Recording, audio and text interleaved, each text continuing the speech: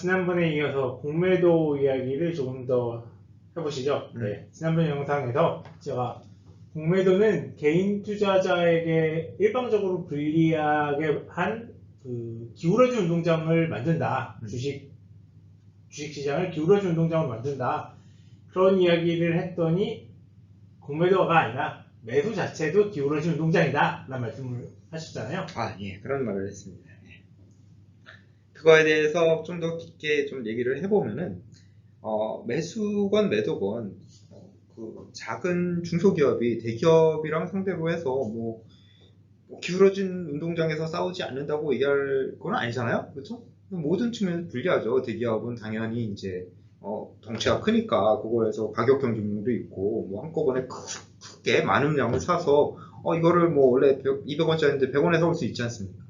마찬가지로 커다란 펀드, 예를 들어서 국민연금 펀드라든지 이런 커다란 이제 기관 투자자들은 증권사에서 이건 엄청난 고객이지 않습니까? 이 사람들이 뭐 와가지고 100만 원, 200만 원 거래하는 게 아니라 하루에도 뭐 몇천억 원 이렇게 거래를 할 텐데, 그 사람들이 낼 수 있는 이익이 너무 크니까 다른 데 가지 않도록 우리 쪽으로 오시면 저희가 엄청난 수수료도 뭐든 다 깎아드리겠습니다, 이렇게 나오는 거예요. 그래서 기관 투자자들한테는 개인 투자자들이 뭐 예를 들어서 주식 한 주 거래할 때 뭐 10원을 냈다. 그럼 기관 투자자들은 뭐 5원, 3원, 2원, 1원 뭐 이렇게 무지막지하게 싸게 그쪽으로 이제 혜택을 주죠. 그렇지만 증권사는 뭐 박리다매라고 많이 파니까 대량 구매 할인. 대량 구매 할인. 이런 거. 코스트코. 네. 사실 저가 이제 아이 태어났을 때 이유식을 먹이려고 병어를 사려고 여기서 싱가포르니까 해외에서 살려다 보니까 알리익스프레스에서 주문하려고 봤더니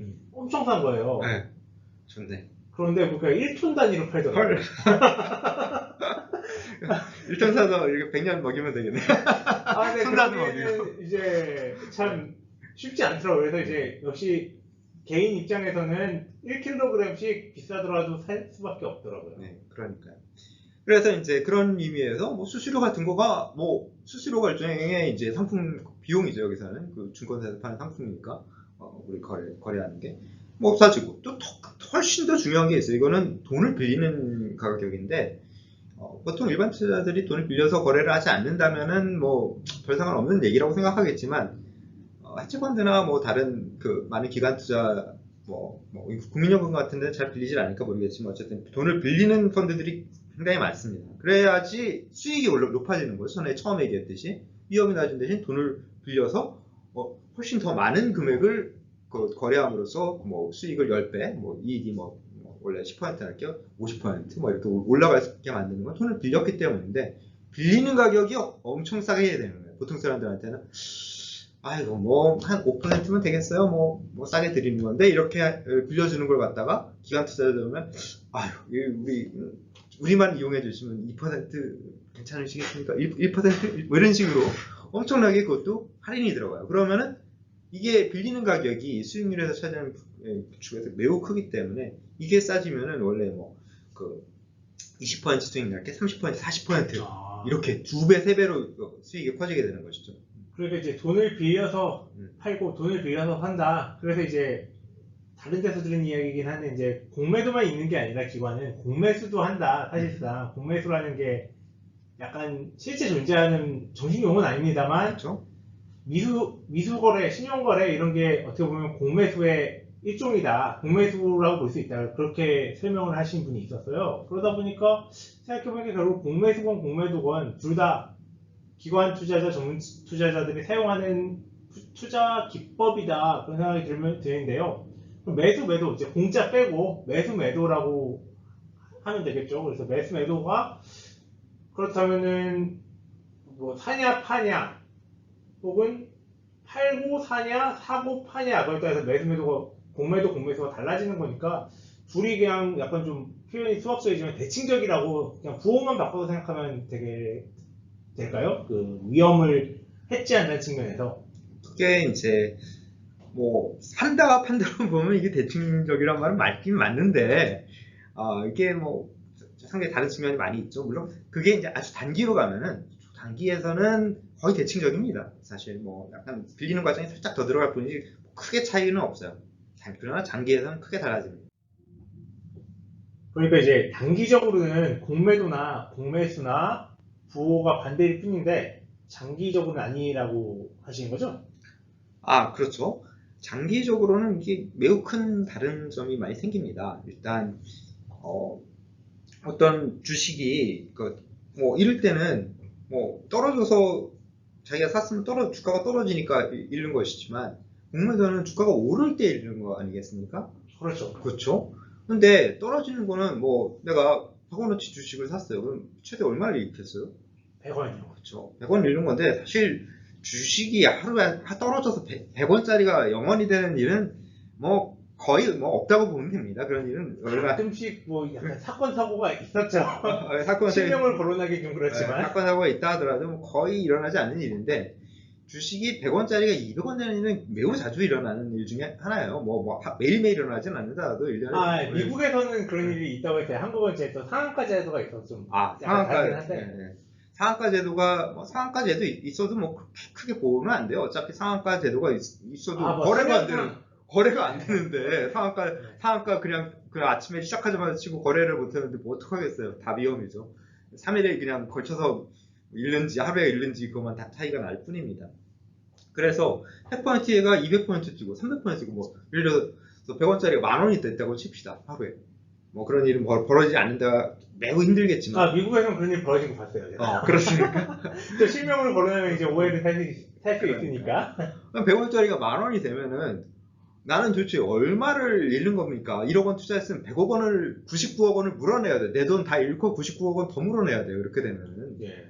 이런 위험이 어디 있나? 그러니까 공매도가 장기적으로는 상당히 위험할 수 있다. 뭐 제가 아까 단기적이라고 하면 하이 프리퀀시, 뭐 예를 들어서 0.1초 단위, 뭐 1초 단위 이 정도에서는 플래시 보이즈에 나오는 그렇죠. 얘기예요. 매우 하이 프리퀀시에서 샀다 팔았다는 거에서 뭐 1초 사이에 뭐 10배 뛰고 이런 일은 벌어지지 않으니까 괜찮지만 장기적으로 뭐 하루 중에서도 뭐 많이 뛸 수 있고 뭐 한 일주일 이렇게 들고 있다.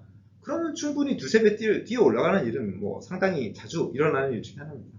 그럼 무지막지한 위험을 짊어지게 되는 것이죠. 특히나 분산 투자하지 않았을 때는 그냥 다음 날로 대부분의 펀드를 그냥 문 닫아야 됩니다. 그렇게 큰 위험을 공매도를 통해서 짊어져야 되는 거죠.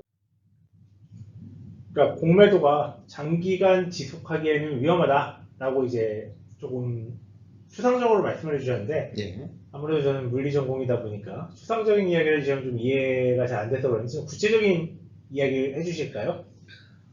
구체적으로 보면은 예를 들어서 옛날에 이제 테슬라가 2018년인가요? 이렇게 사람들이 너무 공매도를 많이 하니까 테슬라 주식이 이건 뭐 말도 안 된다, 뭐 사기꾼이다, 뭐 이런 회사가 어떻게 뭐 잘 될 거냐고 웬만한 기관 투자자들이 많이 이제 그때 공매도를 했습니다. 그런 기관 투자자들은 테슬라 주식이 뭐 올라갔으니 다 엄청나게 잃고 끝나긴 했지만 그랬을 때 이제 테슬라의 일론 머스크가 나 너무 기분 나쁘다. 그냥 내가 뭐 주식 다 사들여 가지고 그냥 상장된 거 폐지하고 그냥 내가 하겠다. 뭐 이런 식의 멘트를 날렸더니 주가가 올라가면서 공매도 세력들이 상당히 큰 손실을 많이 입게 되죠. 그런 일도 이제 일어나게 되는데 이게 이제 이런 손실들이 단순히 좀 잃고 끝났다라는 정도가 아니라 사실 공매도는 더 큰 위험이 있습니다. 뭐냐면은 이 공매도를 하는 세력들이 많은 경우가 이제 기관들이다 보니까 레버리지를 하는 경우가 많겠죠, 당연히. 그래서 레버리지를 하니까 물론 개인도 마찬가지예요. 개인도 이제 공매도라는 건 기본적으로 레버리지 100% 자기 돈 100원인데 100원 공매도에도 100% 그냥 100% 레버리지가 되는 거라서 그건 기본적인 레버리지예요. 왜냐하면 100%가 더 잃을 수 있기 때문에 200%, 300%를 잃을 수 있는 거라서. 그래서 만약에 주가가 올라갔어요. 예를 들어서 뭐 5배 레버리지를 칩시다. 20% 주가가 올라가 버리면은 그 사람은 그냥 자기 돈 다 날아가는 건데요. 이렇게 되는 순간 증권사에서는 더 이상 뭐 200% 이렇게 되면은 증권사는 엄청나게 큰 손실을 떠안게 되기 때문에 그냥 강제로 청산시켜 버립니다. 주식을 강제 청산을 하게 되면은 어떻게 되겠습니까? 이게 당연히 공매도를 했던 사람들은 뭐 자기가 사는 건 아니지만 증권사에서 자동으로 막 사게 되는데 이 사는 게 뭐 가격 보고 싼 값에 살까 이런 거 아니에요. 그냥 지금 가격에서 무조건 내가 살 수 있는 가격에 그냥 던져버리는 거예요. 그러니까 엄청난 충격을 줘요. 그냥 가격이 순식간에 뭐 원래 한 30% 올랐던 게 그런 청산이 일어나게 되면은 30%, 40%, 50%뭐 뛰어 올라가는 건 뭐 5분, 10분 만에 올라가게 될 수도 있습니다. 그냥 던져버리니까. 아까 말씀하신 이제 급락보다 급등이 더 자주 있다. 급등이 이제 무지막지하게 크게 일어날 수 있는 것이죠. 이렇게 되면. 그래서 그런 식으로 이제 공매도 세력이 강제 청산되는 그런 현상이 일어나게 되는 걸 쇼트 스퀴즈라고, 이거는 이미 쇼트 스퀴즈를 노리는 작전 세력까지 이미 있습니다. 그럼 그래가지고 작전 세력 잡는 작전 세력이다. 뭐 공매도가 작전 세력은 아니니까요.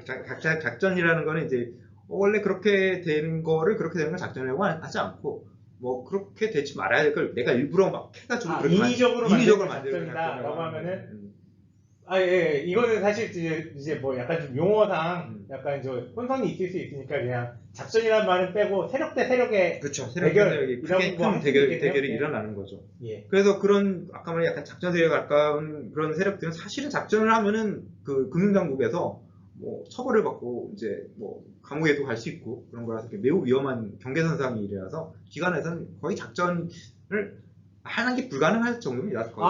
그걸 듣고 보니까 작년 2021년 연초에 있었던 게임스탑 쇼트 스퀴즈 이야기가 있었던 것 같은데요. 예. 그 이야기 좀 해주시죠.